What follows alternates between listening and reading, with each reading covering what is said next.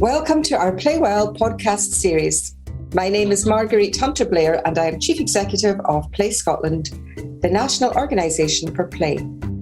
Today we will look at risky play. To support this, we will hear from Tim Gill. Tim is an independent scholar, writer and consultant on childhood and a global advocate for children's play and mobility. He is a global leader of the movement for a balanced, thoughtful approach to risk in childhood. He is one of the architects of risk-benefit assessment and the chair of the UK Play Safety Forum. I was delighted to catch up with Tim to talk about the challenges of risky play.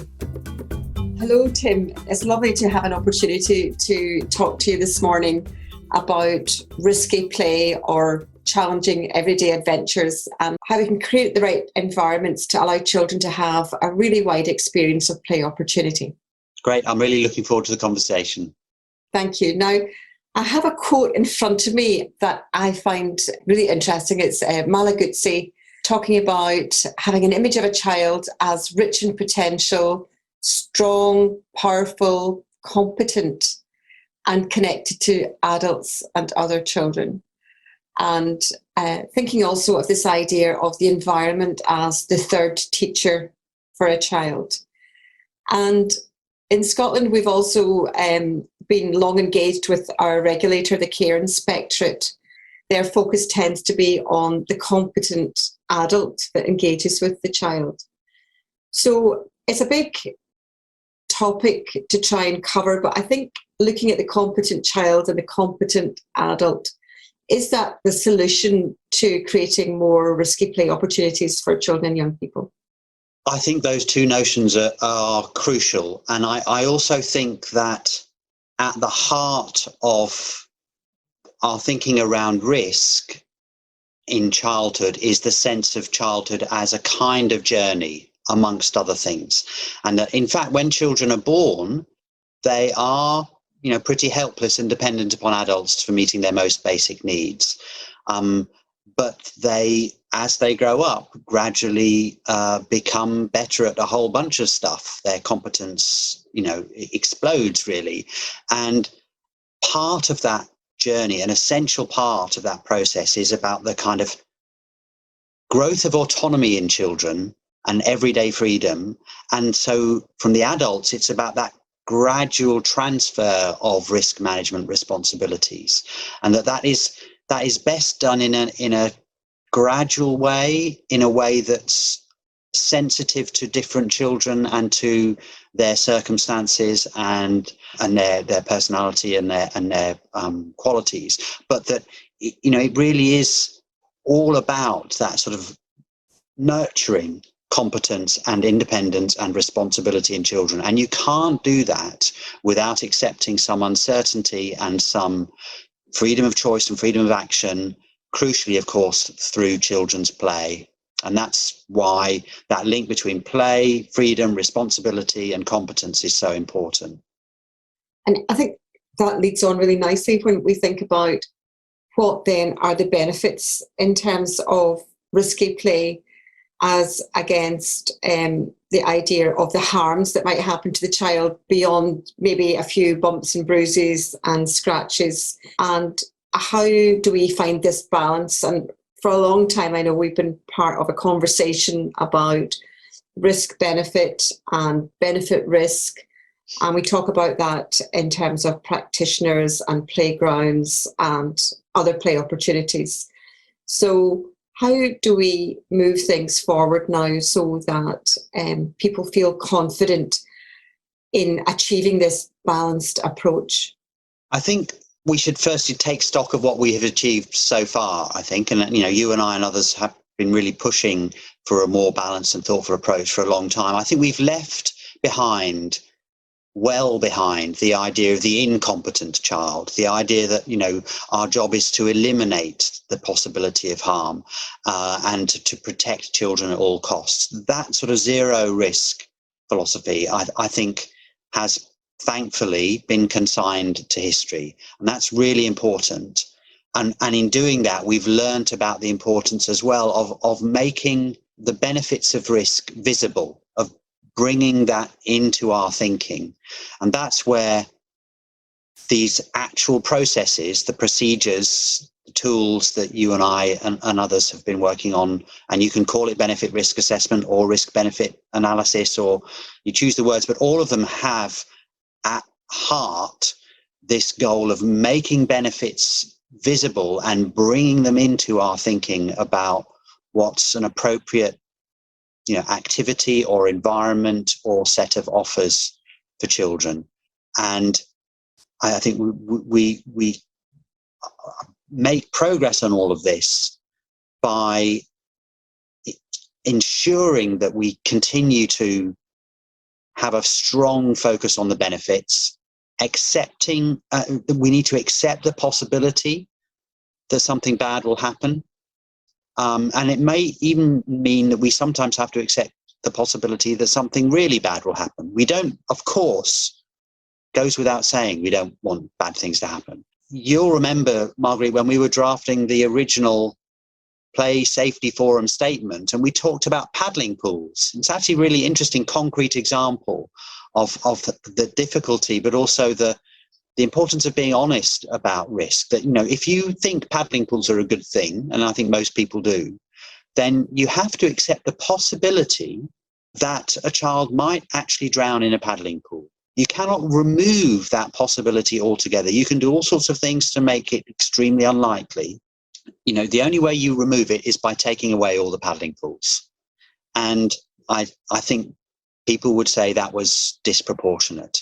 And so, as well as having a focus on the benefits and really having rich understanding of what those benefits are, what they look like, how they link with responsibility and freedom and joy, is also this honesty about what safety means and what a tolerable or a reasonable position is. And it does mean an acceptance that things might go wrong.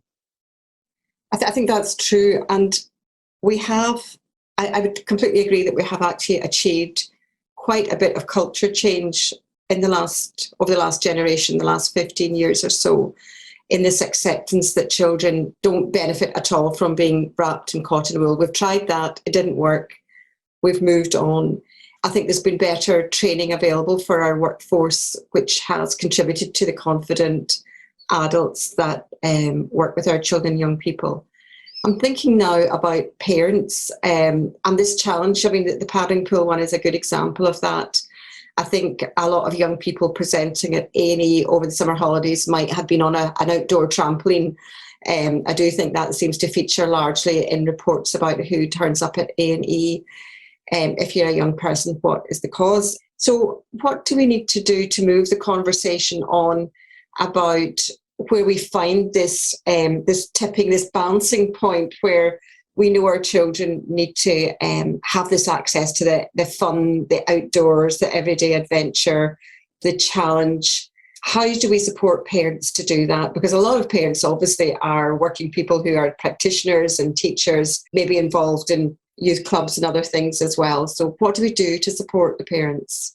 I think we need to start by realizing that parents are on a kind of spectrum. So not all parents are the same. Some parents are really desperate to see a bit more adventure and freedom in their children's lives. They feel, they recognize perhaps from their own childhoods that children are losing out today. So that's something to hold on to. And the growth of, outdoor education, forest school, forest kindergarten programs shows that there is that appetite from parents. I think it is true that there's a sort of, protective parental norm that's emerged over the last probably 20 or 30 years that is, it's not universal, but it has some force and it can create problems. And I think, but that is still, it's a proportion of parents. I think it's probably a minority of parents who are really anxious. We need to, as practitioners and as settings, to recognize that we'll never please everybody. There will always be some people who find some things too scary. And that what we can't do is give those anxious and vocal parents a kind of veto, where, they get to decide what's developmentally appropriate or what's right in a play setting.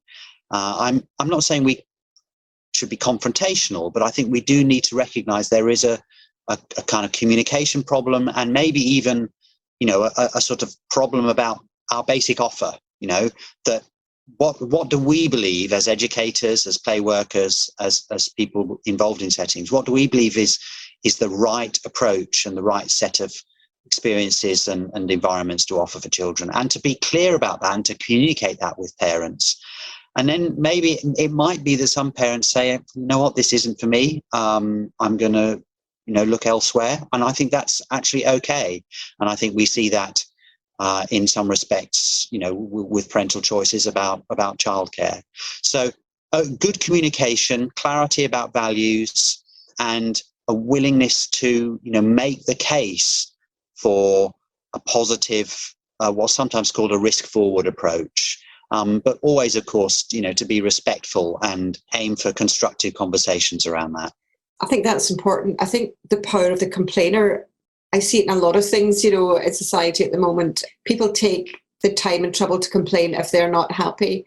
And because of all policies and procedures in place, quite often a lot of effort goes into addressing the complainer and not enough effort into trying to get the balance as to, is the complainer speaking for the majority or not? And maybe it's only then when the complaint is addressed that we realise we've taken away something that the majority of people actually welcomed and supported. So absolutely. I have got just a brief anecdote on this very topic. So it's when I was doing some work in Australia, but it was an after-school club out there, and the leader came and talked to me about an occasion where they have an activity called Wheels Day, where once a term the children can bring their scooters and bikes and skateboards, and they can play on their wheeled toys and so on.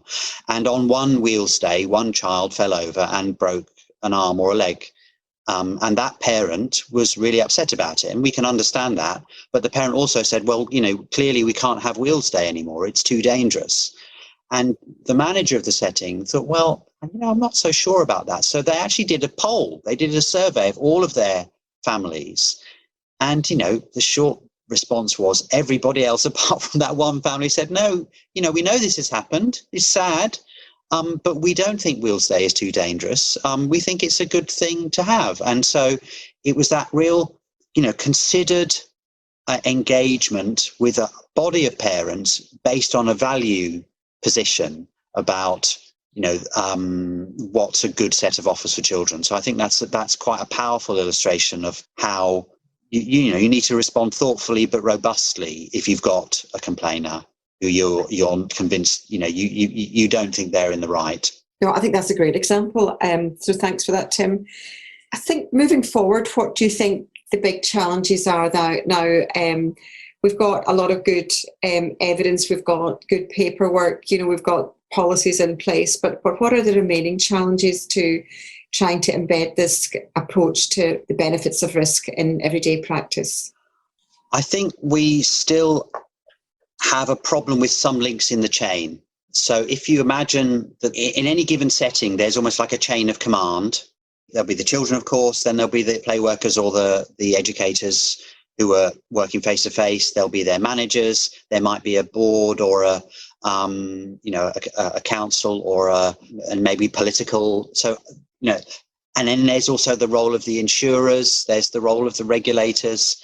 And I think we need to do more to strengthen those different links in the chain so that everybody is pretty much signed up to a shared understanding of how this all works. Now, you've done great work in Scotland, and I know, the Care Inspectorate in particular has been really vocal and proactive, having gone through their own journey about some of these topics. And that's incredibly valuable. But I suspect there's still a need to strengthen some of those links in the chain. For instance, say there is an adverse episode, a child gets hurt or an accident happens. I think there can still be a tendency to just try and find someone to blame. And maybe if the insurance companies get in to basically kind of make a payout and sort of try and buy the issue away. And I think that's not always helpful, because actually there is it may be that nobody has done anything wrong and it was just unfortunate. And if that really is the case, then I would want to see the insurance companies being robust in saying, no, an accident happened, but nobody's to blame, and we're not, and so our position is that there is no liability. So that, I think, again, is an example of where strengthening those links up and down the chain can help to get a more consistent response, and over time build a wider culture where parents and the wider public recognize what a good childhood looks like, and that that's not incompatible with giving children a degree of freedom, and even occasionally with having some accidents. Tim, thank you very much for your time today. We really welcome your input. You're very well respected in your field and bring a nice harmony and balance of practical experience with academic research, and have taken the time and trouble to write books on these matters. So I hope people take the time and trouble to look up some of the publications that you've put a lot of effort into. But it's just nice to engage chatting to you, and as we know, a lot of people prefer to listen to someone chatting than dive deep into some of the pages of a book. But just to say to people listening that there are lots of publications from Tim and others on this topic, and there's a Play Safety Forum website which has a lot of articles on it and some of the documents that we've been referring to today. So that's fantastic. Thank you very much, and thanks for your time today, Tim. Thanks, Marguerite. It's been a pleasure. Thank you. Thank you for joining us on this podcast. Don't forget to subscribe to our podcast on your preferred app, and join the conversation by using the hashtag PlayWellPodcast. And find out more about Play Scotland by following us on Twitter @PlayScotland, and visit our website, playscotland.org.